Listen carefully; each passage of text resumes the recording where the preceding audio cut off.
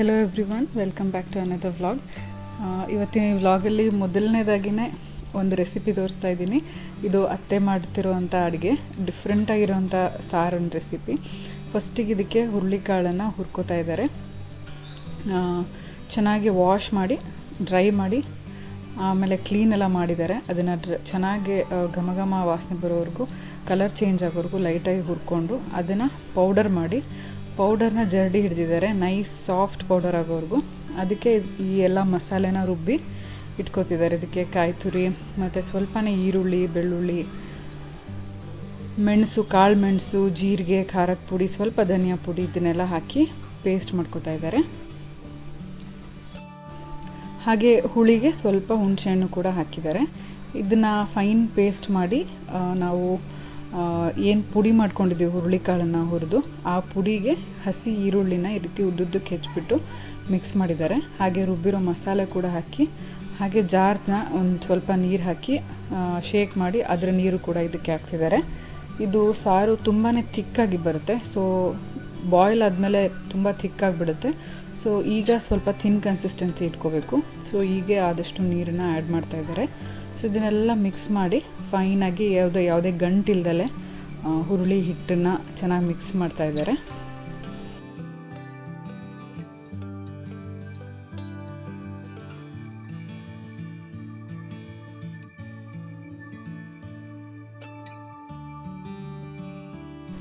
ಇದು ನಮ್ಮ ಊರ ಕಡೆ ಹಳ್ಳಿಯಲ್ಲಿ ಮಾಡುವಂಥ ರೆಸಿಪಿ. ಇದಕ್ಕೆ ಹುರುಳಿ ಹಿಟ್ಟು ಅಂತಲೇ ಹೇಳ್ತಾರೆ. ಇದನ್ನು ಕಡಲೆ ಹಿಟ್ಟಲ್ಲಿ ಕೂಡ ಮಾಡ್ತಾರೆ ಕೆಲವರು, ಅಥವಾ ಯಾವುದಾದ್ರೂ ಬೇಳೆ, ಹೆಸರು ಬೇಳೆನ ಕೂಡ ಇದೇ ರೀತಿ ಹುರಿದು ಪೌಡ್ರ್ ಮಾಡಿ ಕೂಡ ಮಾಡ್ತಾರೆ. ನೀವು ಯಾವ ಹಿಟ್ಟಲ್ಲಾದರೂ ಮಾಡ್ಬೋದು. ಟೇಸ್ಟ್ ತುಂಬ ಚೆನ್ನಾಗಿರುತ್ತೆ, ಡಿಫ್ರೆಂಟಾಗಿ ಅನಿಸುತ್ತೆ. ಯಾವತ್ತೂ ತಿಂದಿರೋದಿಲ್ಲ. ಇದಕ್ಕೆ ಇದು ಮುದ್ದೆ ಜೊತೆಗೆ, ಚಪಾತಿ ಜೊತೆ, ರೊಟ್ಟಿ ಜೊತೆ, ಎಲ್ಲದ್ರ ಜೊತೆ ಚೆನ್ನಾಗಿರುತ್ತೆ. ಇದಕ್ಕೆ ಒಗ್ಗರಣೆ ಹಾಕೋಕ್ಕೆ ಈಗ ಎಣ್ಣೆ ಕಾಯಿಸ್ಬಿಟ್ಟು ಅದಕ್ಕೆ ಸ್ವಲ್ಪ ಸಾಸಿವೆ ಹಾಕಿ, ಸಾಸಿವೆ ಚಿಟಪಟ ಅಂದಮೇಲೆ ಒಂದು ಸ್ವಲ್ಪ ಕರಿಬೇವು ಹಾಕಿದ್ದಾರೆ. ಹಾಗೆಯೇ ಸೈಡಲ್ಲಿ ಮಿಕ್ಸ್ ಮಾಡಿ ಇಟ್ಕೊಂಡಿರೋ ಹುರುಳಿ ಹಿಟ್ಟಿನ ಮತ್ತು ಪೇಸ್ಟಿನ ಮಿಕ್ಸ್ಚರ್ಗೂ ಕೂಡ ಸ್ವಲ್ಪ ಹಸಿ ಕರಿಬೇವು ಹಾಕಿದ್ದಾರೆ, ಫ್ಲೇವರ್ ಚೆನ್ನಾಗಿ ಬರುತ್ತೆ ಅಂತ. ಈಗ ಇದೆಲ್ಲ ಒಗ್ಗರಣೆಯಲ್ಲಿ ಚೆನ್ನಾಗಿ ಫ್ರೈ ಆದಮೇಲೆ ಈ ಮಿಕ್ಸ್ ಮಾಡಿ ಇಟ್ಕೊಂಡಿರೋವಂಥ ಇದನ್ನು ಮಸಾಲೆನ, ಸಾರೇನಂತೀವಿ, ಅದನ್ನು ಅದಕ್ಕೆ ಆ್ಯಡ್ ಮಾಡಿ ಚೆನ್ನಾಗಿ ಬಾಯ್ಲ್ ಬರೋ ಥರ ಕುದಿಸ್ಬೇಕು. ಅದಕ್ಕೂ ಮುಂಚೆ ಒಗ್ಗರಣೆಗೆ ಒಂದು ಸ್ವಲ್ಪ ಈರುಳ್ಳಿ ಹಾಕ್ತಾ ಇದ್ದಾರೆ. ನೀವು ಒಂದು ಈರುಳ್ಳಿ ತೊಗೊಂಡ್ರೆ ಸಾಕು, ದೊಡ್ಡದು. ರುಬ್ಬಕ್ಕೆ ಸ್ವಲ್ಪ, ಹಾಗೆಯೇ ಹಸಿ ಈರುಳ್ಳಿ ಮಿಕ್ಸ್ ಮಾಡೋಕ್ಕೆ ಸ್ವಲ್ಪ, ಒಗ್ಗರಣೆಗೆ ಸ್ವಲ್ಪ, ಎಲ್ಲ ಒಂದೇ ಈರುಳ್ಳಿಯಲ್ಲಿ ಆಗೋಗುತ್ತೆ. ಈಗ ಈರುಳ್ಳಿ ಬೆಲೆ ಬೇರೆ ಜಾಸ್ತಿ ಆಗಿರೋದಕ್ಕೆ ಈ ರೀತಿ ಕಡಿಮೆ ಈರುಳ್ಳಿ ಬಳಸಿ ಮಾಡೋವಂಥ ಸಾರು ರೆಸಿಪಿಗಳು ತುಂಬ ಯೂಸ್ ಆಗ್ತವೆ. ಸೊ ಈಗ ಇದಕ್ಕೆ ಕೊತ್ತಂಬರಿ ಸೊಪ್ಪನ್ನ ಆ್ಯಡ್ ಮಾಡ್ತಾ ಇದ್ದಾರೆ ಟೇಸ್ಟಿಗೋಸ್ಕರ.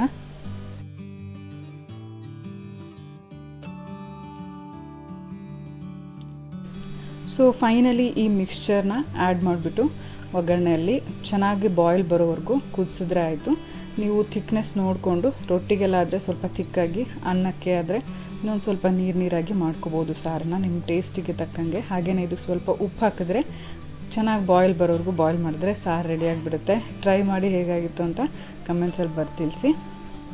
ಈಗ ಮಾವಂಗೋಸ್ಕರ ನಾವು ಒಂದು ಗಿಫ್ಟ್ ಆರ್ಡರ್ ಮಾಡಿದ್ವಿ. ಮಾವನ ಫೋನು ತುಂಬಾ ಬಿಸಿಯಾಗಿ ಹೋಗ್ತಾಯಿತ್ತು ಚಾರ್ಜಿಗಿಟ್ಟಾಗ, ಹಾಗೆಯೇ ತುಂಬ ಹೊತ್ತು ಯೂಸ್ ಮಾಡಿದ್ರೆಲ್ಲ.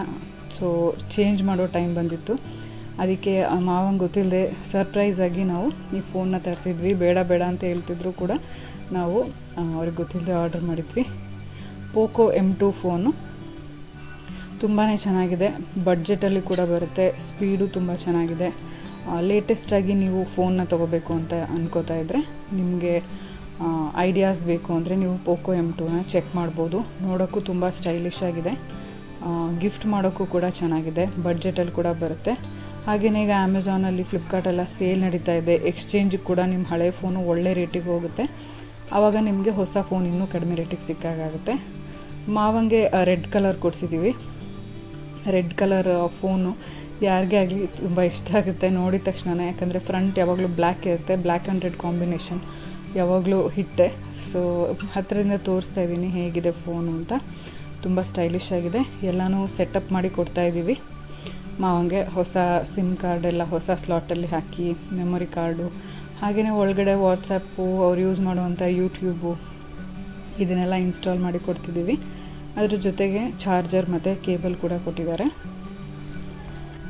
ಹೊಸದಾಗಿ ಯಾವ ಫೋನ್ ತೊಗೋಬೇಕು ಅಂತ ಕನ್ಫ್ಯೂಷನಲ್ಲಿರೋರು ಡಿಸ್ಕ್ರಿಪ್ಷನ್ ಬಾಕ್ಸಲ್ಲಿ ಲಿಂಕ್ ಹಾಕಿರ್ತೀನಿ, ಈ ಫೋನ್ನ ಚೆಕ್ಔಟ್ ಮಾಡ್ಬೋದು. ಇದು ಯಾವುದೇ ರೀತಿಯಲ್ಲಿ ಪೋಕೋ ಅವರಾಗಲಿ ಯಾರೇ ಆಗಲಿ ಸ್ಪಾನ್ಸರ್ ಮಾಡಿಲ್ಲ. ನಾವು ಯಾವ ಫೋನ್ ತೊಗೊಂಡ್ವೋ ಆ ಫೋನ್ ಚೆನ್ನಾಗಿದೆ, ಸೊ ಸಜೆಸ್ಟ್ ಮಾಡ್ತಿದ್ದೀವಿ ಅಷ್ಟೇ. ಸೊ ಕಾರ್ತಿಗೆಲ್ಲ ಸೆಟಪ್ ಮಾಡಿ ಕೊಟ್ಟರು. ಮಾವ ಹೊರಡೋ ಟೈಮ್ ಆಯಿತು. ಮಾವನಿಗೆ ರಜದ ದಿನಗಳು ಮುಗೀತು. ಸ್ವಲ್ಪ ದಿನ ರಜೆ ಹಾಕಿ ಬಂದಿದ್ದರು ನಮ್ಮ ಜೊತೆಗಿರೋದಕ್ಕೆ. ಸೊ ಬೇಗನೆ ಮುಗ್ದೋದಂಗೆ ಅನಿಸ್ಬಿಡ್ತು. ಎಷ್ಟು ಬೇಗ ಟೈಮ್ ಪಾಸ್ ಆಯಿತು ಅಂತಲೇ ಗೊತ್ತಾಗಲಿಲ್ಲ. ಮಾವ ಹೋದ್ಮೇಲಂತೂ ಮನೆ ಫುಲ್ ಖಾಲಿ ಖಾಲಿ ಅನಿಸ್ತಾ ಇದೆ. ಸೊ ಹೋಗೋಕ್ಕೂ ಮುಂಚೆ ಎಲ್ಲರೂ ಆಶೀರ್ವಾದ ತೊಗೋತಾ ಇದ್ದೀವಿ.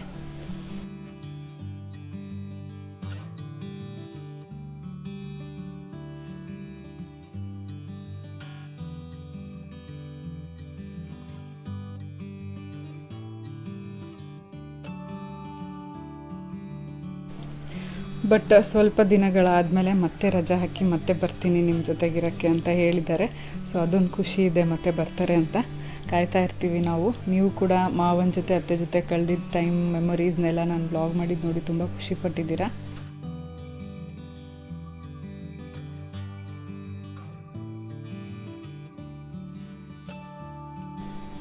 ಮಾವ ಕೂಡ ಇನ್ನು ಕೆಲವು ದಿನಗಳಲ್ಲಿ ರಿಟೈರ್ಡ್ ಆಗ್ತಾರೆ. ಆವಾಗ ಈ ರಜದ ಚಿಂತೆ ಇಲ್ದಲೆ ಆರಾಮಾಗಿ ನಮ್ಮ ಜೊತೆಗೆ ಇರ್ಬೋದು. ಸೊ ಹೊರಟರು. ಕಾರ್ತಿಕ್ ಬೈಕಲ್ಲಿ ಕೂರಿಸ್ಕೊಂಡು ಹೋಗ್ತಾ ಇದ್ದಾರೆ ಬಸ್ ಸ್ಟ್ಯಾಂಡಿಗೆ. ಮಾವ ಹೋದ್ಮೇಲೆ ಒಂದು ಪಾರ್ಸೆಲ್ ಕೂಡ ತರಿಸಿದ್ದೆ, ಅಂದರೆ ಒಂದು ಐಟಮ್ ಆರ್ಡ್ರ್ ಮಾಡಿದ್ದೆ ಅತ್ತೆಗೋಸ್ಕರ. ಅತ್ತೆ ಬಂದಾಗಿಂದ ನನಗೇನು ಕೆಲಸನೇ ಮಾಡೋಕ್ಕೆ ಬಿಡ್ತಾಯಿಲ್ಲ. ಎಸ್ಪೆಷಲಿ ಕಿಚನಲ್ಲಂತೂ ತುಂಬ ಹೊತ್ತು ನಿಂತೇ ಇರ್ತಾರೆ, ಪಾತ್ರೆ ತೊಳಿವಾಗಲಿ ಅಡುಗೆ ಮಾಡುವಾಗಲಿ. ಸೊ ಕಾಲು ಪೇಯ್ನ್ ಬರಬಾರ್ದು ಅಂತ ನಾನು ಈ ಕುಷನ್ ಥರ ಇರೋವಂಥ ಮ್ಯಾಟ್ನ ಆರ್ಡರ್ ಮಾಡಿದ್ದೆ. ಇದು ಕಿಚನ್ನಲ್ಲಿ ಸಿಂಕ್ ಮತ್ತು ಸ್ಟೋವ್ ಕಂಟಿನ್ಯೂಷನ್ ಥರ ನೀವು ಸ್ಪ್ರೆಡ್ ಮಾಡ್ಬೋದು. ಈ ವಿಡಿಯೋ ಕೊನೆಯಲ್ಲಿ ನಾನು ಫೋಟೋ ಅಥವಾ ವಿಡಿಯೋ ಆ್ಯಡ್ ಮಾಡಿರ್ತೀನಿ, ಹೇಗೆ ಕಾಣುತ್ತೆ ಅಂತ ನೀವು ನೋಡ್ಬೋದು ಎಷ್ಟು ಉದ್ದ ಇದೆ ಅಂತ. ಇದು 4.5 ಅಡಿ ಇರ್ಬೋದು ಆಲ್ಮೋಸ್ಟು. ನಿಮಗೆ ನೋಡಿದ್ರೆ ಗೊತ್ತಾಗ್ಬೋದು ಇದು ಕ್ಲಿಯರಾಗಿ ಎಷ್ಟು ಉದ್ದ ಬರುತ್ತೆ ಅಂತ. ಅತ್ತೆ ಅಂತೂ ತುಂಬ ಚೆನ್ನಾಗಿ ಯೂಸ್ ಮಾಡ್ಕೋತಾ ಇದ್ದಾರೆ. ಇದ್ರ ಮೇಲೆ ನಿಂತರೆ ಅಷ್ಟು ನಂಗೆ ಕಾಲು ನೋವು ಬರ್ತಾ ಇಲ್ಲ, ಈಗ ಆರಾಮ ಅನಿಸ್ತಾ ಇದೆ ಅಂತ ಹೇಳ್ತಾಯಿದ್ರು. ಸೊ ಲಿಂಕ್ನ ಡಿಸ್ಕ್ರಿಪ್ಷನ್ ಬಾಕ್ಸಲ್ಲಿ ಹಾಕಿರ್ತೀನಿ. ನಿಮಗೂ ಕೂಡ ಕಿಚನಲ್ಲಿ ತುಂಬ ಹೊತ್ತು ನಿಲ್ಲೋ ಪ್ರಾಬ್ಲಮ್ ಇದ್ದರೆ ಅಥವಾ ಮ್ಯಾಟ್ಗೆ ಹುಡುಕ್ತಾ ಇದ್ದರೆ ಈ ರೀತಿ ಉದ್ದಂದು ನಿಮ್ಮ ಕಿಚನಿಗೆ ಸೂಟ್ ಆಗುತ್ತೆ ಅನಿಸಿದ್ರೆ ನೀವು ಲಿಂಕ್ನ ಚೆಕ್ಔಟ್ ಮಾಡ್ಬೋದು. ಇದನ್ನು ಅಮೆಝಾನಿಂದ ತರಿಸಿದ್ದು ನಾನು. ಸೊ ಇದು ನಮ್ಮ ಕಿಚನಲ್ಲಿ ಸ್ಪ್ರೆಡ್ ಮಾಡಿದ್ಮೇಲಿಂದು ಸೊ ಇಷ್ಟು ಹಿಡಿದು ಇಷ್ಟು ಅಗಲ ಬರುತ್ತೆ. ಇದು ನಮ್ಮ ಸಿಂಕಿಂದ ಹಿಡಿದು ಸ್ಟೋವ್ವರೆಗೂ, ಅಂದರೆ ನಾವು ಪಾತ್ರೆ ತೊಳೆಯುವಾಗ ಕೂಡ ಇದ್ರ ಮೇಲೆ ನಿಂತ್ಕೋಬೋದು, ಅಡುಗೆ ಮಾಡುವಾಗ ಕೂಡ ಇದ್ರ ಮೇಲೆ ನಿಂತ್ಕೋಬೋದು. ಇಷ್ಟು ಉದ್ದ ಬರುತ್ತೆ.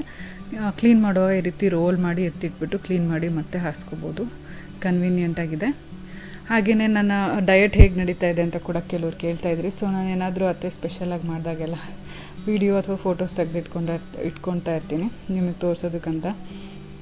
ಚಪಾತಿ, ಸೊಪ್ಪಿನ ಪಲ್ಯ, ಎಗ್ ಪಲ್ಯ, ಈ ರೀತಿ ಪ್ರೋಟೀನ್ ರಿಚ್ಚು, ನ್ಯೂಟ್ರಿಯೆಂಟ್ಸ್ ರಿಚ್ ಫುಡ್ನ ಕೊಡ್ತಾ ಇದ್ದಾರೆ. ಹಾಗೆ ಇಡ್ಲಿ ಕೂಡ ತುಂಬ ಒಳ್ಳೆಯದು ಅಂತ ಹೇಳಿದರು ಡಾಕ್ಟ್ರು. ಸೊ ಅದಕ್ಕೆ ಇಡ್ಲಿ ಕೂಡ ಮಾಡಿಕೊಟ್ಟಿದ್ರು. ನಂಗೆ ಇಡ್ಲಿ ಚಟ್ನಿ ಸಾಂಬಾರು ಅಂದರೆ ತುಂಬಾ ಫೇವ್ರೆಟು. ಸೊ ಅದಾಗಿ ನೆಕ್ಸ್ಟ್ ಡೇ ಆಯುಧ ಪೂಜೆ ಇತ್ತು. ಆಯುಧ ಪೂಜೆಗೆ ಅತ್ತೆ ಪೂಜೆಗೆಲ್ಲ ಡೆಕೋರೇಷನ್ ಮಾಡ್ತಾಯಿದ್ದಾರೆ. ಹೂವೆಲ್ಲ ಜೋಡಿಸಿಡ್ತಾ ಇದ್ದಾರೆ. ಪೂಜೆ ಸಾಮಾನೆಲ್ಲ ರೆಡಿ ಮಾಡಿಟ್ಟಿದ್ದಾರೆ. ಅದ್ರ ಜೊತೆಗೆ ಒಂದಷ್ಟು ಆಯುಧಗಳು, ಹಾಗೆಯೇ ನಮ್ಮ ಡೈಲಿ ಲೈಫಲ್ಲಿ ನಾವು ಯೂಸ್ ಮಾಡುವಂಥ ವಸ್ತುಗಳನ್ನೆಲ್ಲ ಇಟ್ಟಿದ್ದಾರೆ ಪೂಜೆಗೆ. ನನ್ನ ವಸ್ತುಗಳು ಅಂದರೆ ಲ್ಯಾಪ್ಟಾಪು, ಟ್ರೈಪಾಡು, ಅದನ್ನೇ ನಾನು ಕೆಲಸಕ್ಕೆ ಯೂಸ್ ಮಾಡೋದು. ಸೊ ಅದನ್ನು ಕೂಡ ಇಟ್ಟು ಪೂಜೆ ಮಾಡೋಕ್ಕೆ ರೆಡಿ ಮಾಡಿದ್ದಾರೆ. ಅಷ್ಟರಲ್ಲಿ ಕಾರ್ತಿಕ್ ಕೆಳಗಡೆ ಕಾರ್ ಪಾರ್ಕಿಂಗ್ ಏರಿಯಾದಲ್ಲಿ ಕಾರೆಲ್ಲ ವಾಶ್ ಮಾಡಿ, ಬೈಕ್ ಕೂಡ ವಾಶ್ ಮಾಡಿ, ಮಾವನ ಕಾರ್ ಕೂಡ ಇಲ್ಲೇ ಇದೆ. ಸೊ ಅದನ್ನು ಕೂಡ ವಾಶ್ ಮಾಡಿ ಬಂದಿದ್ದಾರೆ. ಇನ್ನೇನು ಪೂಜೆ ಸ್ಟಾರ್ಟ್ ಆಗುತ್ತೀಗ.